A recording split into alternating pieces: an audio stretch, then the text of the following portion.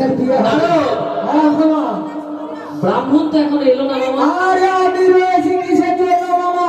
আচ্ছা আচ্ছা, অসুবিধা নেই, আমি বিবাহ করিয়ে দেবো আমার বেশ বোনকে। বেশ বেশ, তাহলে তো অতি উত্তম কথা। তাহলে বোনকে বিবাহ করা নাকি?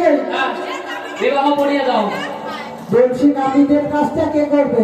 তুমি করে দাও। তুমি করে দাও, ব্রাহ্মণ যখন তুমি নাপিতের কাজে করবে, করো। এখন নাপিতটা বলা হয় কি?